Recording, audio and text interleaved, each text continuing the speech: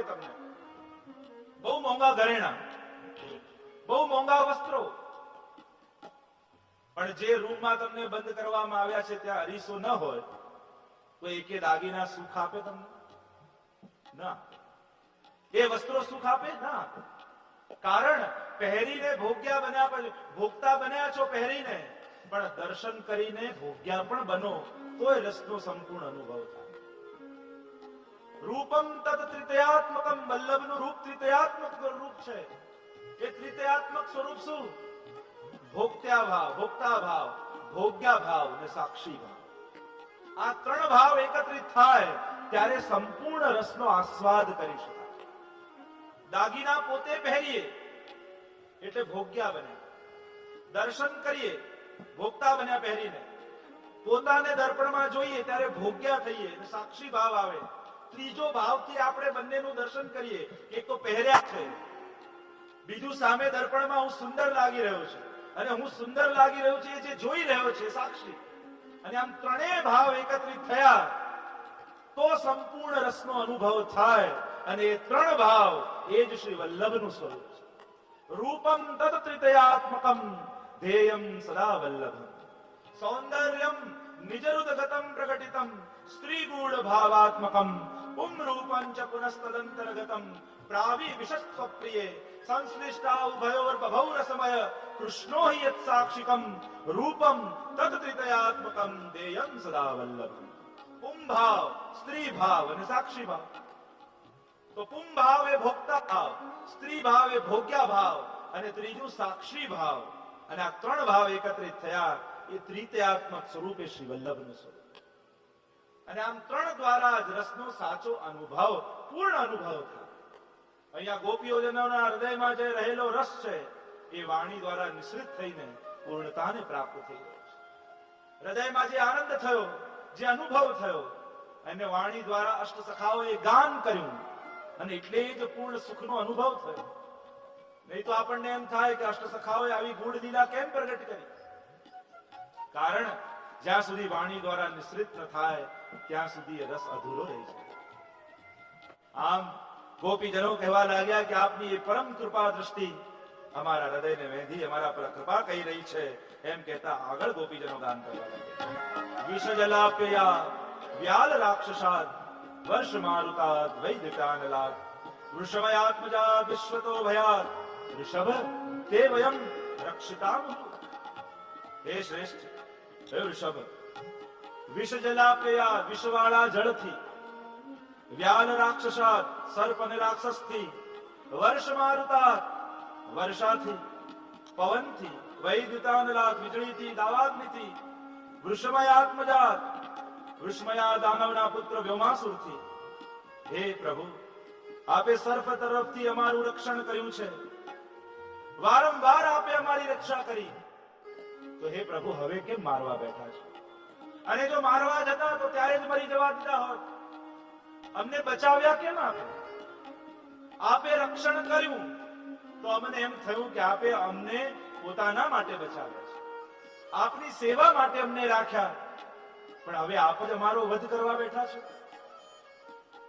જો રાસમાં પ્રવેશ માટે 5 અધ્યાસ નિર્મૂલ કર્યા છે, આ દરેક અસુરોને મારી 5 પ્રકારના અધ્યાસ મહાપ્રભુજી આજ્ઞા કરે સુબોધનીમાં કે ઠાકોરજી નિવૃત્ત કર્યા. પૂતના એ અવિદ્યાનું પ્રતીક છે, અને અવિદ્યા પૂતના 5 પરવા બતાવવામાં આવી: દેહાધ્યાસ, પ્રાણાધ્યાસ, ઇન્દ્રિયાધ્યાસ, અંતઃકરણાધ્યાસ અને સ્વરૂપ વિસ્મૃતિ. જ્યાં સુધી આ 5 અધ્યાસ જીવની અંદર છે ત્યાં સુધી એનો રાસમાં પ્રવેશ સંભવ નથી. આ જન્મના જે દુઃખ છે એ ગયા જન્મમાં કરેલા આપણા પાપો છે. માણસ દુઃખથી તો ડરે છે પણ પાપથી ડરતો નથી. દરેક માણસને પાપ કરવામાં મજા આવે છે, દુઃખ ભોગવવામાં દુઃખ લાગે છે, ડર લાગે છે. માણસનું દુઃખ જ એ વાતનું છે કે માણસને પાપ કરવામાં મજા આવે છે, રસ આવે છે. ડરવું હોય તો પાપ કરતા ડરો તો દુઃખ જીવનમાં નહીં આવે. डोंगरे महाराज बहुत सुंदर बात करता, नर कपड़न को डरत है, नरक पड़न को नहीं. कपड़ा बगड़ी जैसे एनी बीक लागे छे, पण आ भाव बगड़से एनाथी माणस डरतो નથી. ડરવું હોય તો પાપ કરતા ડરો. દેહાધ્યાસ, દેહના સુખ માટે જ જીવ.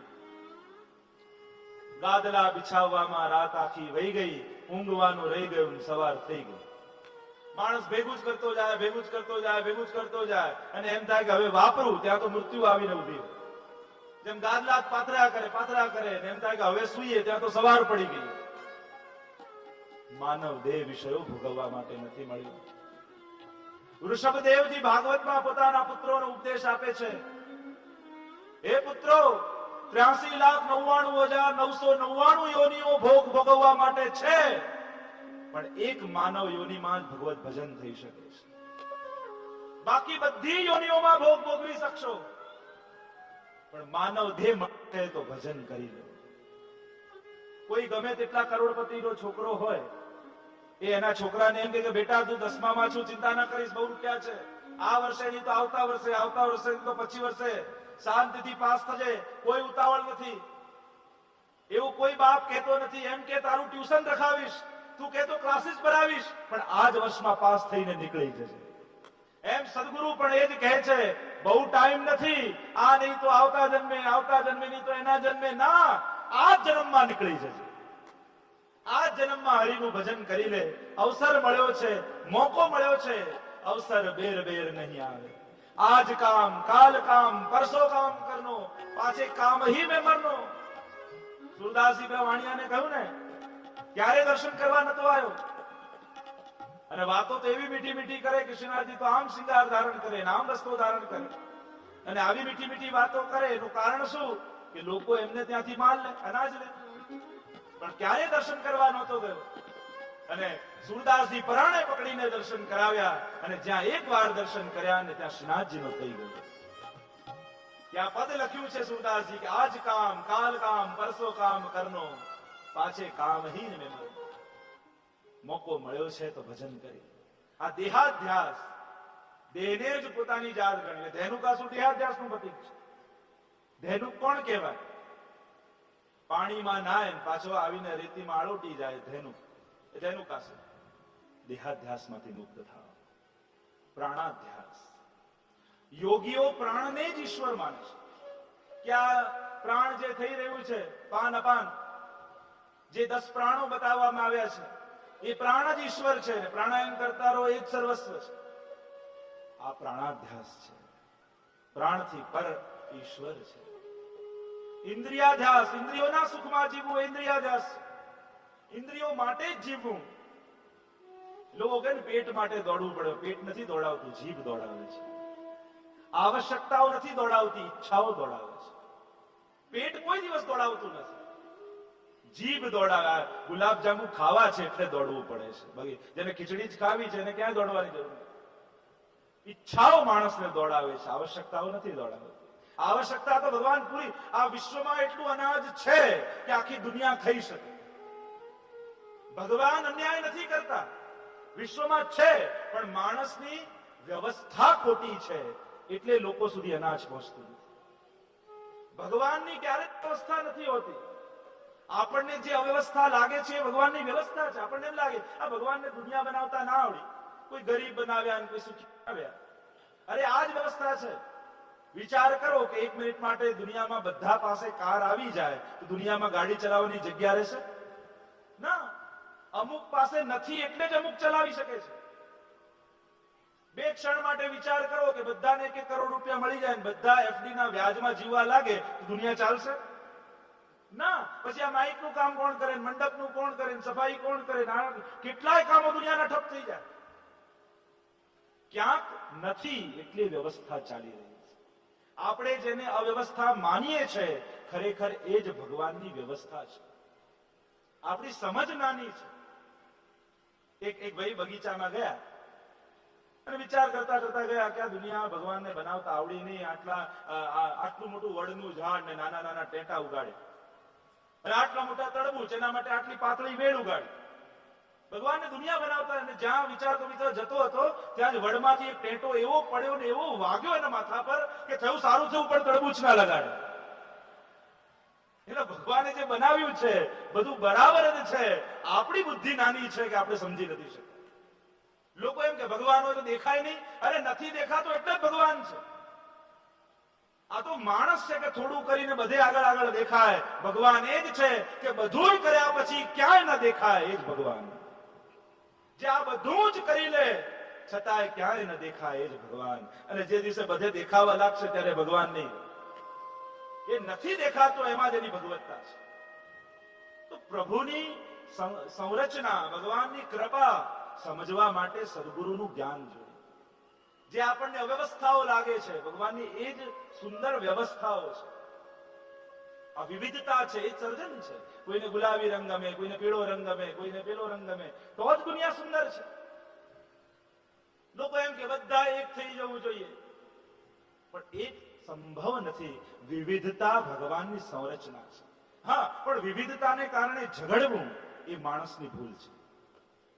બીજાની શ્રદ્ધા, બીજાની પસંદગી, બીજાની ઈચ્છાને માન આપતા માણસે શીખવું જોઈએ. અરે ઘરના 5 માણસમાં ભેગું નથી થતું. કોઈને બટાકાનું શાક ભાવે, કોઈને રીંગણનું ભાવે, કોઈને પૂડી ભાવે, કોઈને રોટલી ભાવે. ઘરના 5 લોકોની ચોઈસ જુદી છે તો દુનિયાની આખાની ચોઈસ ક્યાંથી એક થઈ જાય? વિવિધતા એ વ્યવસ્થા છે, પણ એને કારણે ઝઘડવું એ માણસની ભૂલ છે. બીજાની ઈચ્છા, બીજાની મનોકામનાઓ, બીજાની પસંદગી, બીજાના વિચારને માન આપતા માણસે શીખવું જોઈએ. પ્રાણાધ્યાસ, ઇન્દ્રિયાધ્યાસ, અંતઃકરણાધ્યાસ, મન બુદ્ધિ ચિત્ત અહંકાર, આને અંતઃકરણ કહેવાય. અને એને જ સર્વસ્વ માનવું એ અજ્ઞાન છે, અધ્યાસ છે. અને ચોથું, 5મું છે સ્વરૂપ વિસ્મૃતિ.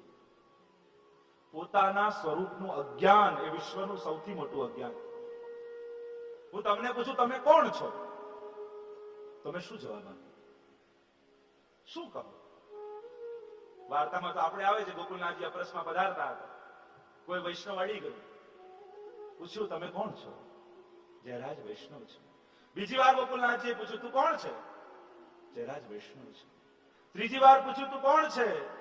તું જયરાજ વૈષ્ણવ છું. તો ગોકુલનાથજી, તો અમે અમારી અપરસ નથી છોવાઈ, તો અમે નથી છોવાઈ ગયા. જો એમ કીધું હોત કે ફલાણો વ્યક્તિ છું યા ફલાણો શેઠ છું તો અમારી અપરસ છોવાઈ જાત, બાકી વૈષ્ણવથી અમે છોવાતા નથી.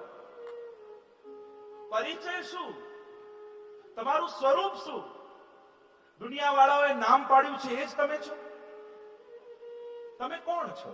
જેમ આપણે કહીએ આ હાથ મારો છે, એનો અર્થ શું થયો? હાથ હું નથી, હાથ મારો છે. પગ મારા છે, એનો અર્થ શું થયો? હું પગ નથી, પગ મારા છે. મસ્તક મારું છે, અર્થ શું થયો?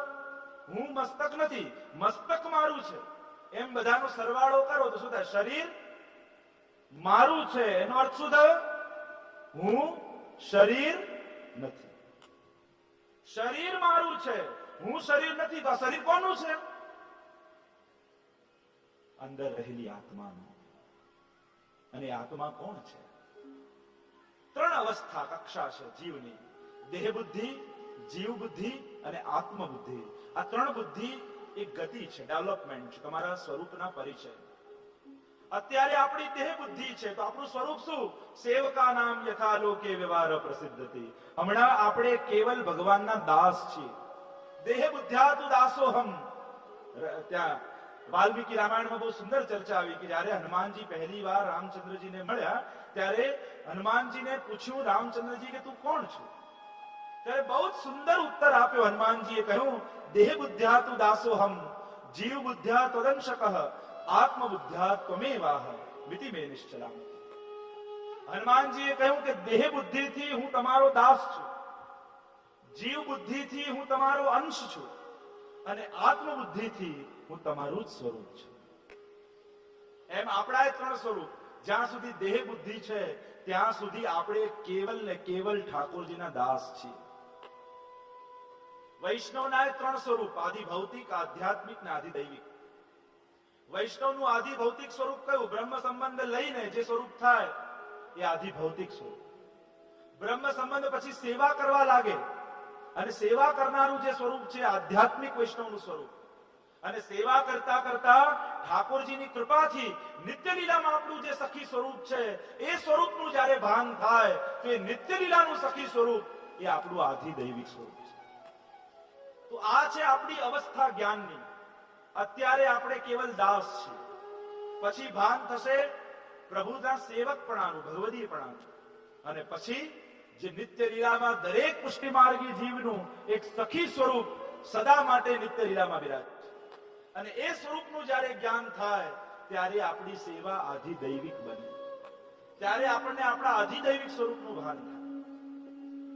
તો આમ સ્વરૂપ જ્ઞાન અને સ્વરૂપનું અજ્ઞાન એ અધ્યાસ છે. અને અહીંયા જુદા જુદા અસુરોને માર્યા, ગોપીજનો યાદ કરી રહ્યા છે. બધાને મારી આપે પાંચે અધ્યાસોને દૂર કરી અમને રાસની લાયક બનાવ્યા છે. અને હવે રાસના લાયક બનાવ્યા પછી આપ અમને તરછોડી રહ્યા છો. હે ઋષભ, ઋષભના અનેક અર્થ કર્યા. ઋષભનો એક અર્થ થાય સર્વશ્રેષ્ઠ. આપના સમાન બીજું કોઈ નથી, અને આપ જેવું કોઈ નથી, તો આપ જેવું કોઈ આપી પણ શકતું નથી. આપ જે આપી શકો છો એવું આપના જેવું બીજું કોઈ દાન ન કરી શકે. બીજો અર્થ કર્યો ઋષભ એટલે બળદ, અને બળદ ધર્મનું ચિહ્ન છે. આપ સ્વયં ધર્મરૂપ છો, અને અમારી અંદર અધર્મરૂપ કામ આવ્યો છે. તો આપ ધર્મરૂપના દર્શન કરીશું તો અમારી અંદર રહેલો અધર્મરૂપ અહંકાર જતો રહેશે. આપના દર્શન કરતા જ અમારી અંદર આવેલો અહંકાર નાશ પામશે. કારણ આપ મનોહર છો, મનને હરનારા છો. તો મનમાં જ અહંકાર છે એટલે મન જ હરાઈ જશે, તો અહંકાર રહેશે ક્યાં? ધર્મ અર્થ કર્યો. ત્રીજો અર્થ કર્યો પતિ. ઋષભનો એક અર્થ કર્યો પતિ. સાચા પતિ તો આપ છો. હવે ચાહે તારો યા ડુબાડો, આપ જ તારનારા છો ને આપ જ ડુબાડનારા છો. આપ પતિનું અમે શરણ લીધું છે. અને આમ ગોપીજનો કહેવા લાગ્યા, તારજે, ડુબાડજે, જીવાડજે કે મારજે, સગળું તને સોંપી દીધું, નાથ રે શ્રીનાથ રે. ગોપીઓને ભવિષ્યનું પણ જ્ઞાન છે. એટલે કહ્યું વિષયમાં આત્મજા. વ્યોમાસુર નો વધ હજી કર્યો નથી, અને એના પહેલા ગોપીજનોએ કહી દીધું. ગોપીજનો ત્રિકાળ જ્ઞાની છે. ભૂત, વર્તમાન અને ભવિષ્ય ત્રણેયનું જ્ઞાન છે. એનું પ્રમાણ અહીંયા આપ્યું. કહ્યું કે વ્યોમાસુરને આપે માર્યો, પણ હજી માર્યો નથી. હવે મારવાના છે ગોપી ગીત પછી, છતાંય એનો ઉલ્લેખ ગોપીજનોએ કરી દીધો. આ ગોપીઓ કોઈ સાધારણ નથી. બે પ્રકાર ગોપીજનોના પ્રાય, શ્રુતિ રૂપા અને ઋષિ રૂપા. અન્ય પૂર્વા અને અનન્ય પૂર્વા. વ્રજમાં એમ તો 4 યુક્ત છે. નિત્ય સિદ્ધા ગોપીજનોનું, ઋષિ રૂપા ગોપીજનોનું, શ્રુતિ રૂપા ગોપીજનોનું અને નિર્ગુણ ગોપીજનોનું. આ ગોપી સાત્વિક શ્રુતિ રૂપા ગોપી છે. જે પહેલા દિવસે જ આપણે ફરક જોયા હતા. સાત્વિક ગોપી કોણ, રાજસી ગોપી કોણ અને તામસી ગોપી કોણ. અહીંયા પ્રકૃતિના ગુણ નથી. જે ગીતામાં પ્રકૃતિના ગુણ બતાવ્યા, તામસ, રાજસ, સાત્વિક, એ ગોપીજનોના ગુણ નથી. અહીંયા સાત્વિક, રાજસ અને તામસ ભિન્ન રીતે મહાપ્રભુજી બતાવ્યા. 19 પ્રકારના ગોપીજનોએ 19 પ્રકારના શ્લોક ગાયા છે. અહીંયા ગોપીએ કહ્યું, પ્રભુ આપની કૃપાથી જીવીએ છીએ, આપે બધેથી અમારી રક્ષણ કર્યું છે. એમ કહેતા ગોપીજન આગળ ગાન કરવા લાગ્યા. ન ખલુ ગોપિકા નંદનો ભવાન, અખિલ દેહી નામ અંતરાત્મા. પ્રભુ અમે આપને ઓળખી ગયા છીએ. આપ કેવલ યશોદાના જ પુત્ર નથી.